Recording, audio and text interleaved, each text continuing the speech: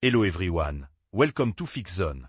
Today we will be discussing how you can download and install Fabric and Fabric mods to Minecraft 1.21.x on your Mac. Before we get started, the first thing you need to do is make sure you have Minecraft fully installed on your Mac already. And we also need to make sure we have Java installed as well. If you don't have these things, I'll leave video links in the description of this video which will show you how to do exactly that. So now that we have Java and Minecraft installed, the first thing you need to do is open the Minecraft launcher and load the version of Minecraft you want to install Fabric to. In this case, we're going to be installing it to, let's say, Minecraft version 1.21.1.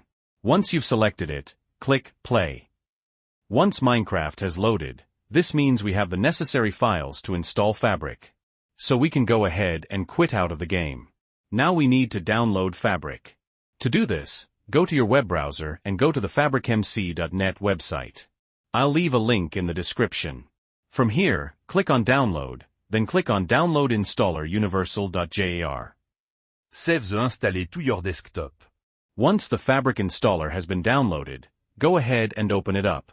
Right-click, click on Open, and then select Open again.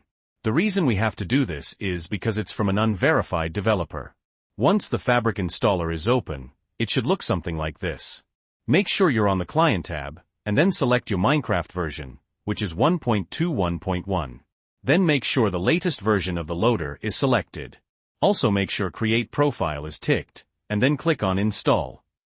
This is going to install Fabric to your Minecraft launcher. Once we've done this, click OK, and we can now exit out of the installer and delete it. Now Fabric has been installed to our Minecraft launcher. We can go ahead and verify this by opening the Minecraft launcher. You may need to restart it. Then click on the Profile drop-down menu, and as you can see, the Fabric loader profile is now there. So we can go ahead and start playing Fabric, but before we do this, we just need to install the mods themselves.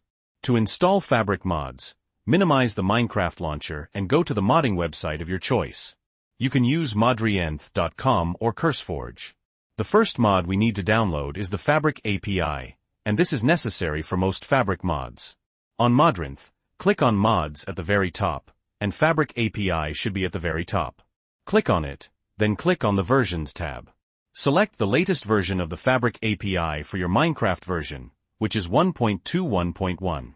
Once you've selected it, click Download, and download it to your Mac. I'm gonna select the desktop for now. Do this for all your Fabric mods. For the next example, I'm going to use Sodium. So I'm going to click on the Mods tab, find Sodium, and again click on the Versions tab. Select the version of Sodium that works on Minecraft 1.21.1. Click on it, then click the Download button. Download the mod to your desktop. Now we've downloaded our Fabric mods. We just need to go ahead and install them.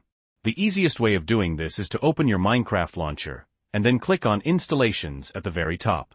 Where it says Fabric Loader, click on the file icon. This will take you to your Minecraft installation folder. From here, go inside the Mods folder. You may need to create one if you don't have one. All we need to do now is drag and drop the Minecraft mods we've just downloaded and put them into the Mods folder. Drag and drop Sodium and Fabric API into the Mods folder we've just created. Now click Move, and now our mods have been successfully installed to our Minecraft Fabric launcher. We can exit out of our file, and then click on Play. Click on the Fabric Loader version. You may need to click I understand the risks, and click Play. As you can see, Minecraft is loaded up, and we know it has worked because in the bottom left, it'll say Minecraft version number and it will say Fabric with modded in brackets. Now you can go ahead and start playing Minecraft with your mods, just as you normally would.